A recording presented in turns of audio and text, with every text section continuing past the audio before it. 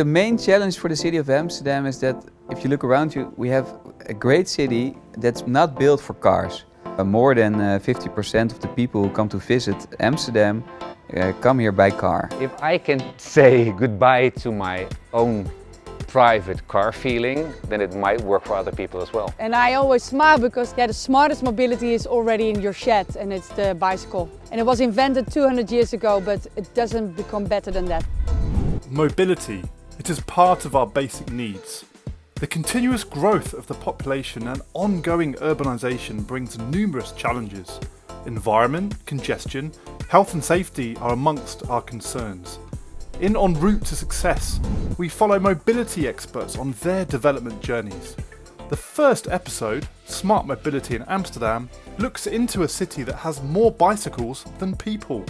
With a growing 800,000 inhabitants, it aims to become the #1 smart mobility city of the world. But advancements do not come without challenges. How is Amsterdam mapping out its route to success? If I would describe Amsterdam as a friend of mine, it would be a cozy friend, a funny friend, and I think also sometimes a crazy friend. This friend is also very unique because he's there for everybody. And not only for the smartest people. So that's why he's a wise person as well. So maybe he's a bit old, but funny and crazy. And he's standing and dancing at the table sometimes. Yeah. So how do we create a livable city? We have 250,000 parking spots.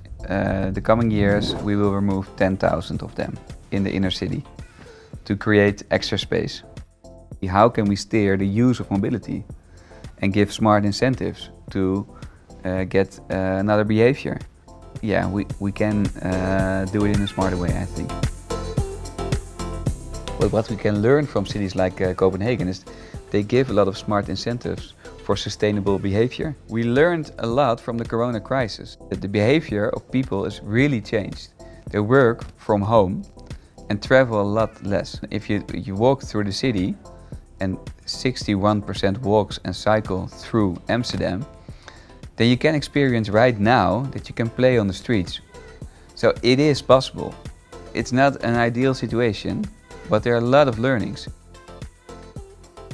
Another great challenge I think we have is that we have more bicycles than citizens. So we have a parking problem for bicycles in Amsterdam.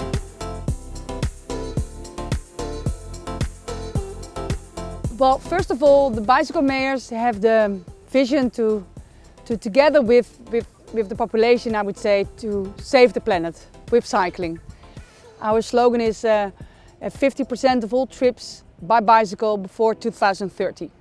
Which sounds like a moonshot, but if you think of the fact that the 50% of the trips throughout the world are below 5 kilometers and now done by car, it's actually feasible. The people from Amsterdam are a bit anarchistic. And I think the symbol for that, of course, is the bicycle. And cycling through the city is freedom. Don't touch the bicycle. I know that some people think as the bicycles as a problem, but if I talk to other bicycle mayors or mayors, they refer to Amsterdam as the bicycle heaven, which is a compliment, and we like it that way, and we don't want to change it. But at the same time, sometimes they have more opportunities to redesign the city and start with, I would say, fresh sheet than we have. And they learn from countries like the Netherlands and cities like Amsterdam or Copenhagen, and then apply it to the city with the knowledge we have now. As a cyclist, you really want to attach your bike to a rack. So you need to create and facilitate the amount of racks. And at the moment, they're still very much under construction because we need more racks than we have now. Are the challenges in Amsterdam solvable in 2030? They are definitely solvable because at the moment, when I speak with the city council, there's an emphasis on actually bicycle facilities. We build more parking lots also for bicycles. We reduce the amount of time that you can park your bicycle in a crowded area. We stimulate people to have one bike. Many people ask me they ask me about the technical part of smart mobility because it's mostly associated with new technical innovations, and I always smile because I think the smartest mobility is already in your shed, and it's the bicycle. And it was invented 200 years ago, but it doesn't become better than that. In 10 years' time, cycling in Amsterdam and to Amsterdam will be very relaxed.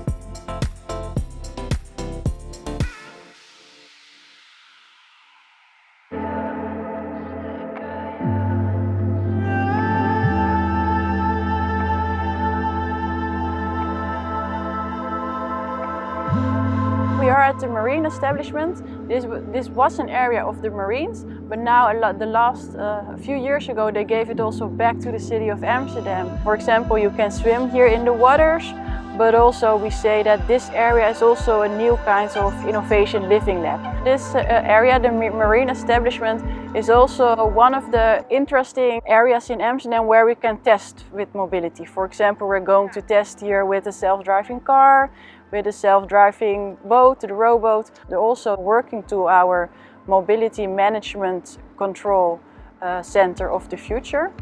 Yeah, if you look how it works in practical with the mobility data that we collect, you see, for example, we're building our own mobility platform where we collect different kinds of data on pedestrians, on parking garages, on bikes, but also on cars.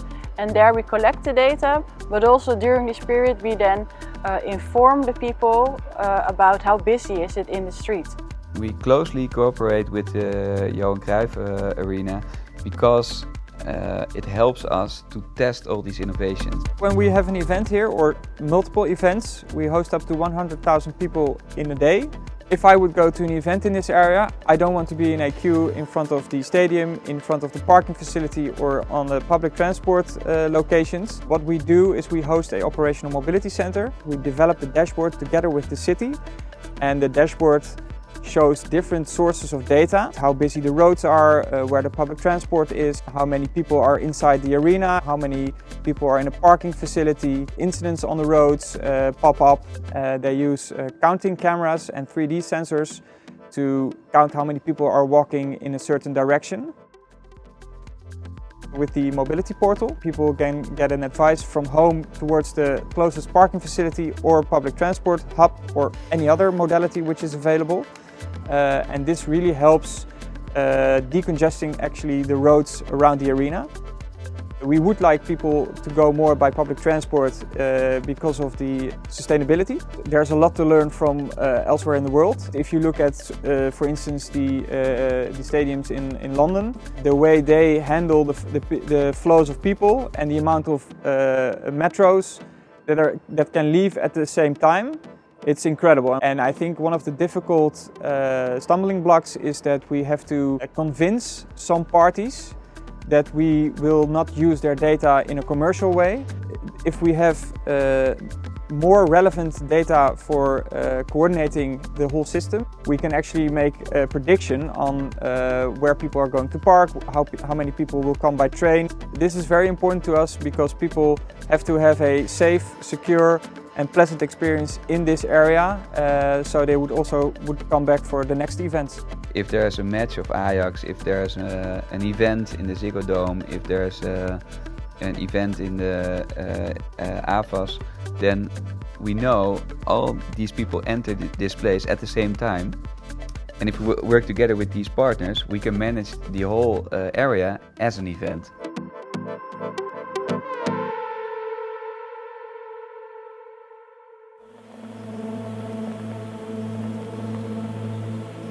We see in a lot of research that almost half of the people is willing to get rid of their own car if there's an alternative.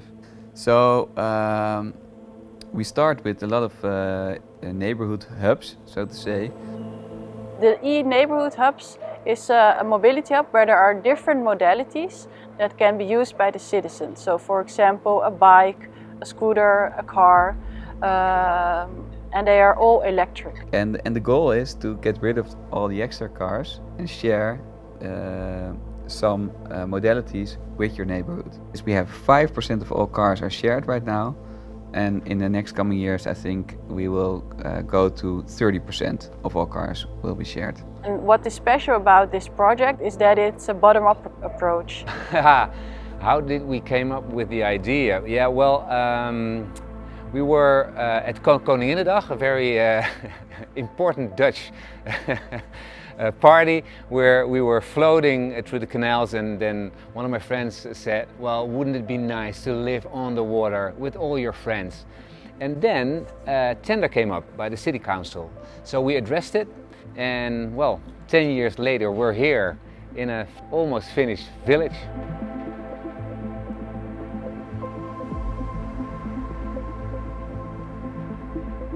I think one of the biggest challenges of Schoonschip in the whole run is that you had to free yourself with all kinds of thoughts and emotions that you were brought up with. There are all kinds of gestures you have to make that don't feel easy.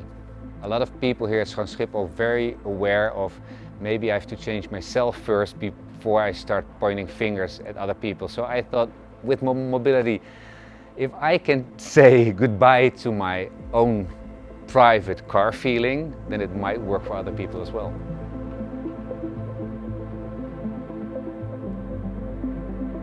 We try to find an answer, a solution to environmental and communal problems. The first idea was that we had like 20 cars together on the side of Schoonschip, and that we were charging the cars immediately with our solar panels.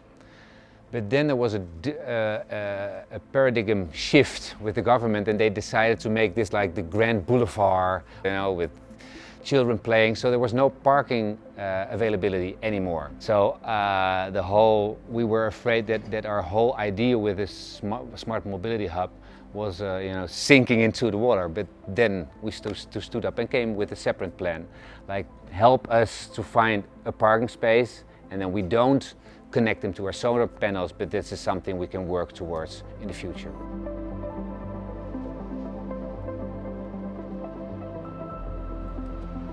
Morning. Well, Schoonschip is over there, and here's the mobility hub.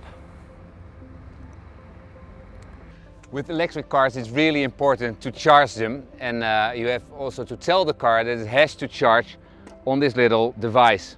And especially now because we're expanding the project, a lot of new customers are not used to charge the car. So sometimes when you enter the parking lot in the morning and you need a car desperately, it's not charged.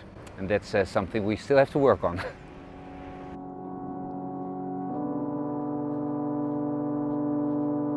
I learned don't get too angry, but be very firm in what you want. And I also found the city council responsive to our needs and our willingness.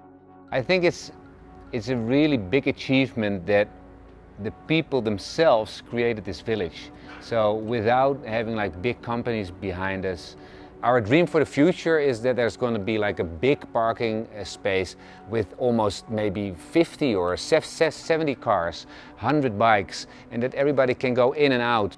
More spots and more users, so we can make it easier to travel. I've been raised with the feeling that I'm responsible for a better world, and I have 2 kids, so and I don't believe that governments are really gonna make the change. So I think people have to do it themselves, because you are responsible. If you die, or your grandchild will ask you in 50 years, Grandpa, what did you do? I want to give the best answer that I can imagine now. It's electric, so it's going to be very fast. And I say, happy day.